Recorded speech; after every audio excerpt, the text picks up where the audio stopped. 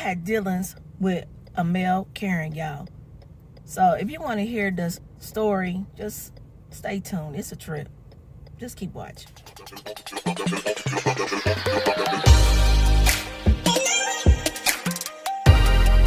Y'all, I gotta tell y'all, you know I live here in Atlanta, and why I ran into a real live male Karen at work. Now y'all know I cut hair, and I work at a mainly, but you get whites, blacks, everybody to come get their hair cut, right? I'm at work, minding my business, on lunch break, and all of a sudden I hear this man talking loud. So I goes and look, and some other customers come in, but I'm on lunch break, so I'm just looking around, people in the break room, and I'll look around the corner just to look, even though we do have a window that's got 10 on it, you can look out there, but I just kind of look to see. And this man said, "Yeah, I see you looking." It was a white guy. And I looked at him. I'm like, man, whatever. So I just went on from there. And just looking at the customers and everything, I'm like, well, I'm on lunch. I can't help with the customers. All of a sudden, I hear the man sitting down. A lady's cutting his hair. One of my coworkers cutting his hair. And he like, "Yeah, I want her name." Talking about me. I want her name, and I want her badge number, because I'm going to call corporate. And they was like, "Okay, you gonna call corporate? What's her name?" And I'm like, "Why you give him my name?" He like, "I'm gonna call corporate because I don't like it. She looked at me the way she looked at me." So he's gonna call and report me to corporate because he doesn't like the way I looked at him when I'm in the break room minding my business and looking at the customers coming in. So he's still going on and on and on, just loud, talking about the talking about the people who live above him in his apartments, and the music is loud, and how they're not considerate, and they come from the church of Satan, and going on and on and on. Mind you, this is a white guy, and he's handicapped, so I'm thinking he must be mentally handicapped too, because he was handicapped. So he's still going on. He want my name and number, all this. So I'm just like, okay. So I'm at lunch. I kind of finished eating, but I wasn't done with lunch. I was still on lunch break. So let me go out here, because I had to go get something out my purse. And it was in my little cubby at work. So I'm gonna let him see me. So I go, and he said, "Yeah, her, right there," pointing at me. Through the mirror. He could look at me through the mirror while he's getting his hair cut. At this time, I do look at him. And I just look at him like, so we looking at each other. So, and I ain't, you know what, y'all, I'm not savvy like y'all young people. I ain't even think nothing about bringing out my phone to videotape this whole thing, because it would have been a trip. I ain't even think about that. But we gonna get to that part too. So he sits up and he goes off talking about, "I want her name," and I just didn't say nothing. And all this is unusual. I didn't say nothing the whole time. I didn't say nothing when he said something earlier. I just looked at him, rolled my eyes, went on back in the break room like, man, whatever. And then I didn't say nothing this time.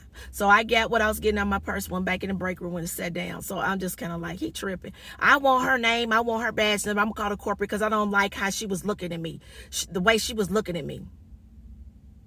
Okay, so we go on and on. So eventually he get ready to go. So I comes out the break room, can I stand there?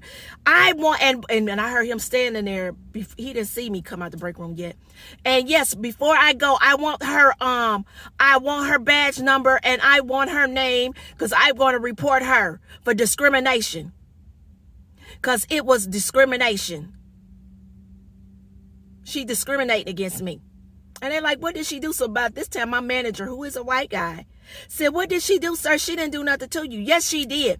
She looked at me, and I don't like the way she looked at me." He said, "Sir, she did not even do nothing. She hasn't even said nothing." So I come out, stands out there by this time, and I'm looking at my phone, looking at my emails. Look. She's got her phone. She's recording me. Take her phone now.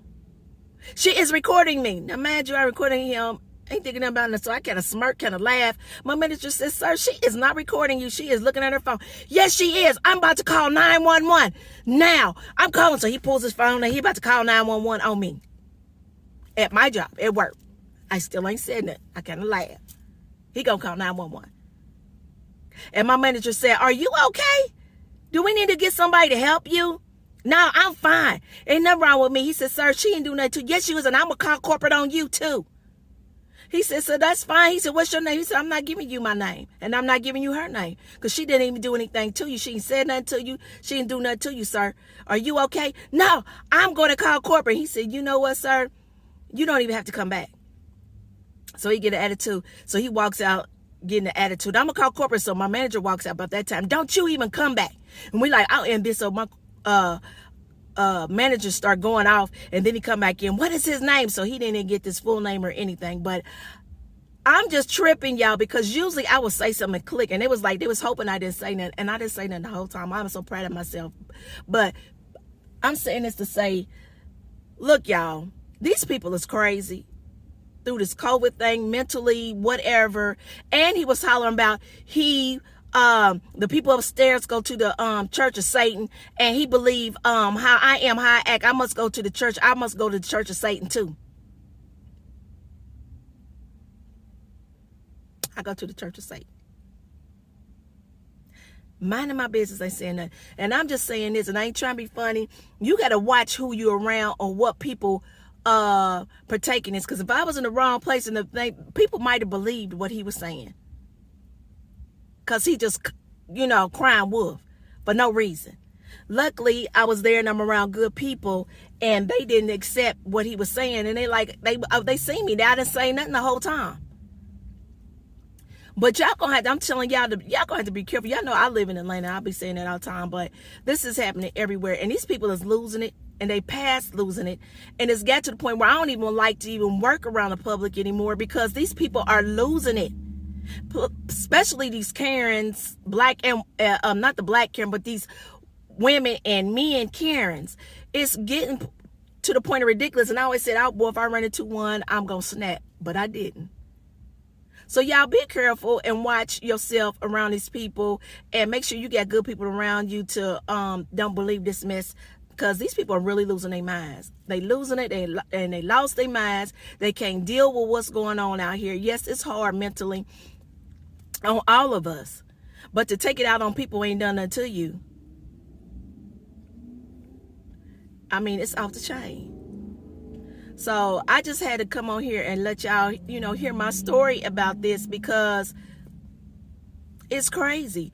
So, and then in the same place at work, a man went off my manager, said, and my manager's white, and it was a white man, and he went off on him because he said, my manager was eating lunch, and the man was just standing up. He come out there to cut his hair, and he goes off, you ain't wash your hands. He said, sir, I was coming out. And my manager's very particular. He's very sanitary. And we got a big thing, a hand sanitizer sitting right there. We got a sink in the back break room. Okay. He said he could look in there and tell you wash his hands. And my manager comes out there and get hand sanitizer. And he went off on my manager till my manager told him he could not come back in there either. And the man threw a pen at him and hit him with a pen, writing pen. And they had to call the police and all that just off of that. These people are losing it. Losing it. And lost it. And it's crazy. So I'm telling y'all, watch yourself. And try to just be calm and let somebody do something too indignant, and I tell you to crack them dead in their eye, or they give them a 2-piece. And if they get too outrageous, have your gun and you might have to shoot them fools. I'm just saying, I don't, partake in violence to that degree, but ain't nobody getting ready to be coming and disrespecting me, talking crazy to me. And these people ain't all the way right. So that's why I said you got to watch it, because they liable to come back in. We looking to see, make sure that man didn't come back in with a gun just because. In the shop. So y'all be safe, watch your surroundings, and just watch out for yourself. Okay, I just had to put that out there, y'all. I thank you for watching. Please comment, like, and subscribe my page, and look out for you and your peoples. All right, be blessed.